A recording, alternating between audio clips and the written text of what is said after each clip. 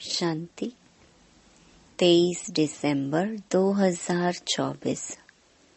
बाबा के महावाक्य। मीठे बच्चे, तुम बाप के पास आते हो रिफ्रेश होने। बाप के मिलने से भक्ति मार्ग की सब थकान दूर हो जाती है। प्रश्न: तुम बच्चों को बाबा किस विधि से रिफ्रेश करते हैं?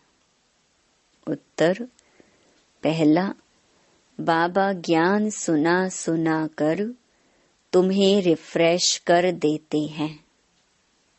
दूसरा, याद से भी तुम बच्चे रिफ्रेश हो जाते हो। वास्तव में सतयुग है सच्ची विश्रामपुरी। वहाँ कोई अप्राप्त वस्तु नहीं, जिसको प्राप्त करने के लिए परिश्रम करना पड़े। तीसरा, शिव बाबा की गोद में आते ही तुम बच्चों को विश्राम मिल जाता है। सारी थकान दूर हो जाती है। ओम शांति। बाप बैठ समझाते हैं, साथ में यह दादा भी समझते हैं, क्योंकि बाप इन दादा द्वारा बैठ समझाते हैं। जैसे तुम समझते हो वैसे यह दादा भी समझते हैं। दादा को भगवान नहीं कहा जाता, यह है भगवानुवाच। बाप क्या समझाते हैं? देही अभिमानी भव। क्योंकि अपने को आत्मा समझने बिगर परमपिता परमात्मा को याद कर न सके। इस समय तो सभी आत्माएं पतित हैं। पतित को ही मनुष्य कहा जाता है। पावन को देवता कहा जाता है। यह बहुत सहज समझने और समझाने की बातें हैं। मनुष्य ही पुकारते हैं, हे पतितों को पावन बनाने वाले आओ। देवी देवताएं ऐसे कभी नहीं कहेंगे। पतित पावन बाप पतितों के बुलावे पर आते हैं। आत्माओं को पावन बनाकर फिर नई पावन दुनिया भी स्थापन करते हैं। आत्मा ही बाप को पुकारती है, शरीर तो नहीं पुकारेगा। पारलौकिक बाप जो सदा पावन है, उसे ही सब याद करते हैं। यह है पुरानी दुनिया। बाप नई पावन दुनिया बनाते हैं। कई तो ऐसे भी हैं जो कहते हैं, हमको तो यहाँ ही अपार सुख है, धन माल बहुत है। वह समझते हैं हमारे लिए स्वर्ग यही है। वह तुम्हारी बात कैसे मानेंगे? कलयुगी दुनिया को स्वर्ग समझना यह भी बेसमझी है। कितनी जर्जरी भूत अवस्था हो गई है, तो भी मनुष्य कहते हैं हम तो स्वर्ग में बैठे हैं। बच्चे नहीं समझाते हैं तो बाप कहेंगे ना, तुम क्या पत्थर बुद्धि हो, दूसरे को नहीं समझा सकते हो। जब खुद पारस बुद्धि बने तब तो दूसरों को भी बनावे। पुरुषार्थ अच्छा करना चाहिए, इसमें लज्जा की बात नहीं। परंतु मनुष्यों की बुद्धि में आधा कल्प की जो उल्टी मतें भरी हुई हैं, वह कोई जल्दी भूलते नहीं। जब तक बाप को यथार्थ रीति नहीं पहचाना है, तब तक वह ताकत आ नहीं सकती। बाप कहते हैं, इन वेदों, शास्त्रों आदि से मनुष्य कुछ भी सुधरते नहीं हैं। दिन प्रतिदिन और ही बिगड़ते आए हैं। सतो प्रधान से तमो प्रधान ही बने हैं। यह किसकी भी बुद्धि में नहीं है कि हम ही सतो प्रधान देवी देवता थे। कैसे नीचे गिरे हैं, किसको जरा भी पता नहीं है। और फिर 84 जन्म के बदले 84 लाख जन्म कह दिया है, तो फिर पता भी कैसे पड़े। बाप बिगर ज्ञान की रोशनी देने वाला कोई नहीं। सभी एक दो के पिछाड़ी दर दर धक्के खाते रहते हैं। नीचे गिरते गिरते पट पड़ गए हैं। सब ताकत खत्म हो गई है। बुद्धि में भी ताकत नहीं जो बाप को यथार्थ जान सके। बाप ही आकर सबकी बुद्धि का ताला खोलते हैं, तो कितने रिफ्रेश होते हैं। बाप के पास बच्चे रिफ्रेश होने आते हैं, घर में विश्राम मिलता है ना। बाप के मिलने से भक्ति मार्ग की सब थकान ही दूर हो जाती है। सतयुग को भी विश्रामपुरी कहा जाता है। वहाँ तुम्हें कितना विश्राम मिलता है। कोई अप्राप्त वस्तु नहीं जिसके लिए परिश्रम करना पड़े। यहाँ रिफ्रेश बाप भी करते हैं तो यह दादा भी करते हैं। शिव बाबा की गोद में आते कितना विश्राम मिलता है। विश्राम माना ही शांत। मनुष्य भी थककर विश्रामी हो जाते हैं। कोई कहाँ विश्राम के लिए जाते हैं ना। लेकिन उस विश्राम में रिफ्रेशमेंट नहीं। यहाँ तो बाप तुम्हें कितना ज्ञान सुनाकर रिफ्रेश करते हैं। बाप की याद से भी कितने रिफ्रेश होते और तमो प्रधान से सतो प्रधान भी बनते जाते हो। सतो प्रधान बनने के लिए यहाँ बाप के पास आते हो।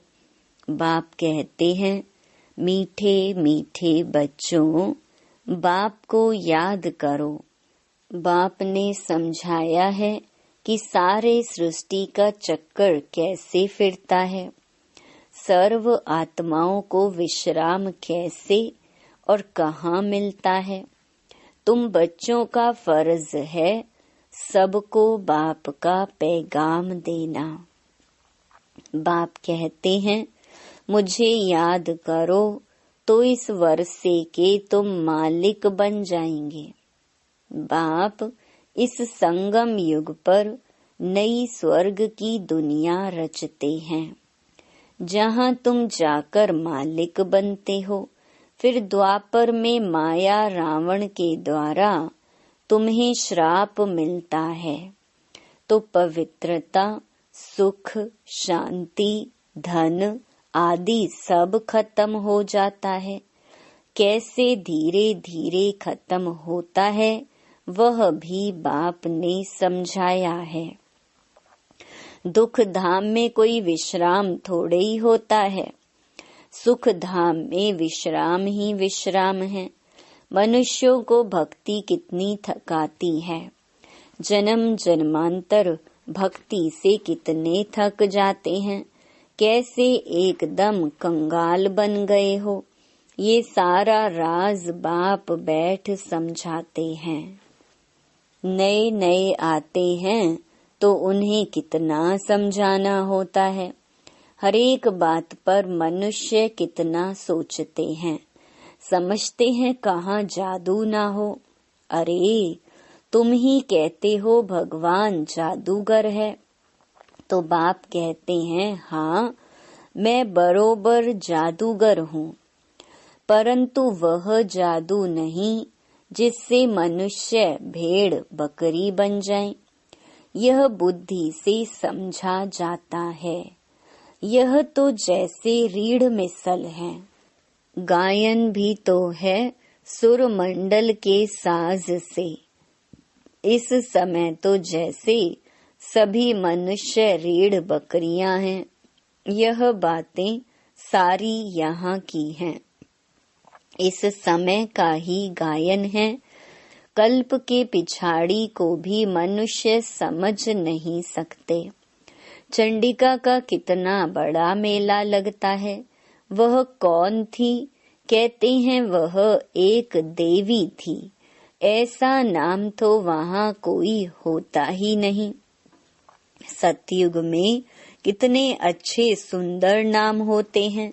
सतयुगी संप्रदाय को श्रेष्ठाचारी कहा जाता है। कलयुगी संप्रदाय को तो कितना छी टाइटल देते हैं।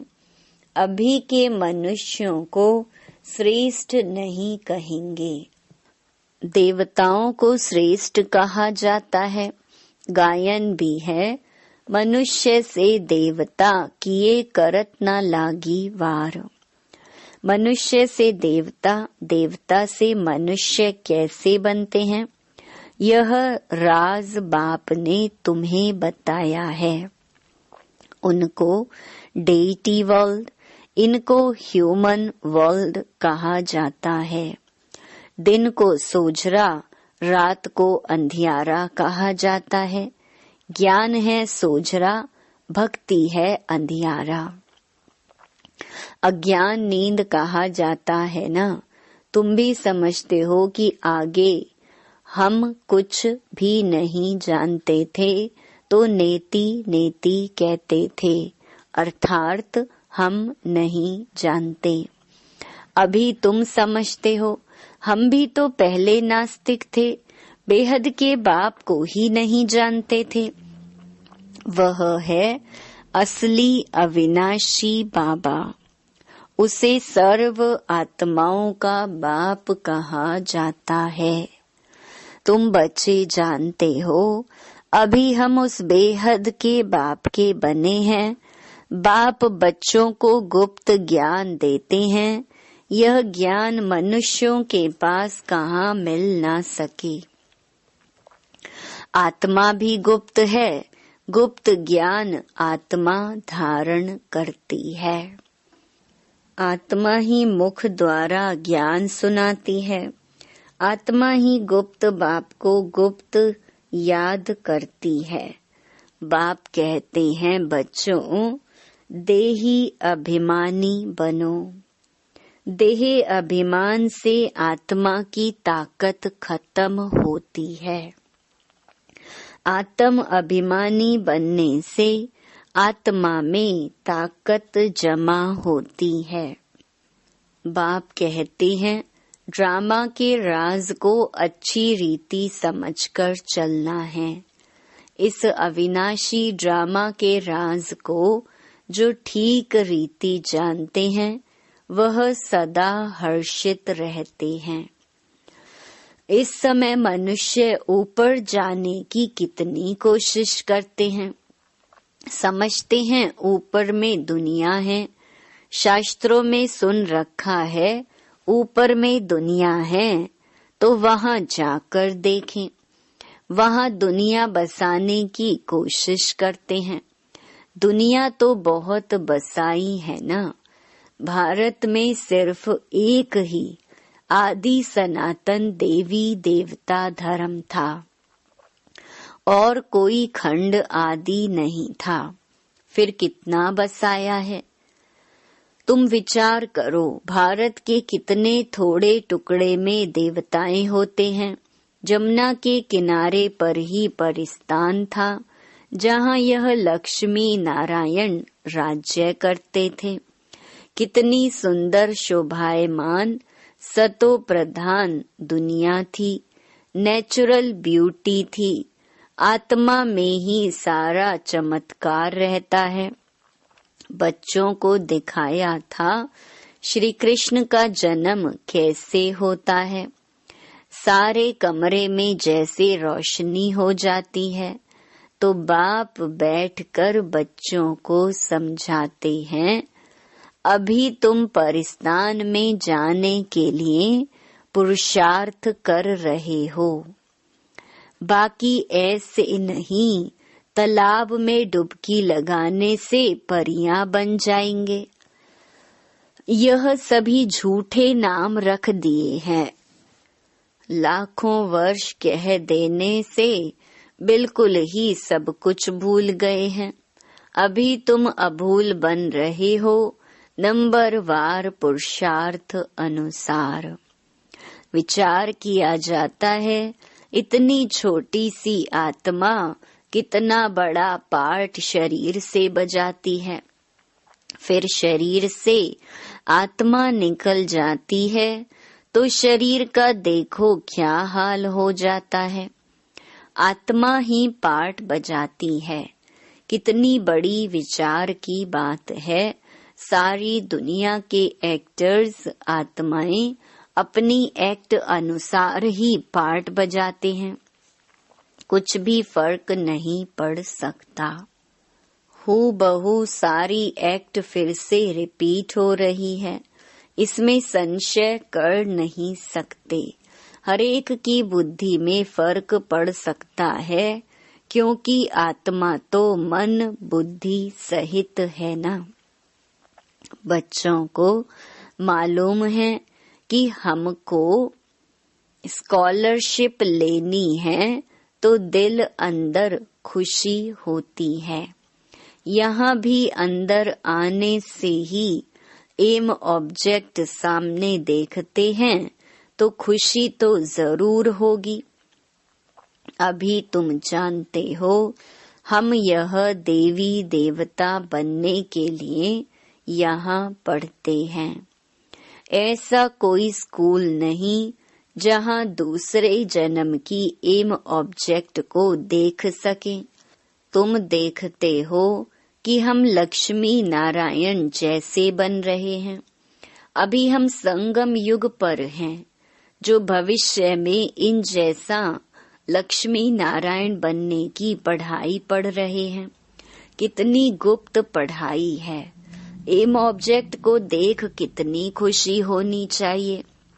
खुशी का पारावार नहीं। स्कूल व पाठशाला हो तो ऐसी है, कितनी गुप्त परंतु जबरदस्त पाठशाला है। जितनी बड़ी पढ़ाई उतनी ही फैसिलिटीज रहती हैं, परंतु यहाँ तुम पट पर बैठ पढ़ते हो। आत्मा को पढ़ना होता है, फिर चाहे पट पर बैठे चाहे तख्त पर, परंतु खुशी से खगियां मारते रहो कि इस पढ़ाई को पास करने के बाद जाकर यह बनेंगे। अभी तुम बच्चों को बाप ने आकर अपना परिचय दिया है कि मैं इनमें कैसे प्रवेश कर तुम्हें पढ़ाता हूँ। बाप देवताओं को तो नहीं पढ़ाएंगे, देवताओं को यह ज्ञान कहाँ। मनुष्य तो मूंझते हैं, क्या देवताओं में ज्ञान नहीं है। देवताएं ही इस ज्ञान से देवता बनते हैं। देवता बनने के बाद फिर ज्ञान की क्या दरकार है। लौकिक पढ़ाई से बैरिस्टर बन गया, कमाई में लग गया, फिर बैरिस्ट्री पढ़ेंगे क्या। अच्छा, मीठे मीठे सिकिलधे बच्चों प्रति माता पिता बाप दादा का याद प्यार और गुड मॉर्निंग। रूहानी बाप की रूहानी बच्चों को नमस्ते। धारणा के लिए मुख्य सार। पहला, अविनाशी ड्रामा के राज को यथार्थ समझ हर्षित रहना है। इस ड्रामा में हर एक एक्टर का पार्ट अपना अपना है। जो हूबहू बजा रहे हैं। दूसरा, एम ऑब्जेक्ट को सामने रख खुशी में खगिया मारनी है। बुद्धि में रहे हम इस पढ़ाई से ऐसा लक्ष्मी नारायण बनेंगे। वरदान, याद और सेवा के शक्तिशाली आधार द्वारा तीव्र गति से आगे बढ़ने वाले माया जीत भव। ब्राह्मण जीवन का आधार याद और सेवा है। यह दोनों आधार सदा शक्तिशाली हों तो तीव्र गति से आगे बढ़ते रहेंगे। अगर सेवा बहुत है, याद कमजोर है, वह याद बहुत अच्छी है, सेवा कमजोर है, तो भी तीव्र गति नहीं हो सकती। याद और सेवा दोनों में तीव्र गति चाहिए। याद और निस्वार्थ सेवा साथ साथ हो तो माया जीत बनना सहज है। हर कर्म में कर्म की समाप्ति के पहले सदा विजय दिखाई देगी। स्लोगन, इस संसार को अलौकिक खेल और परिस्थितियों को अलौकिक खिलौने के समान समझकर चलो। ओम शांति।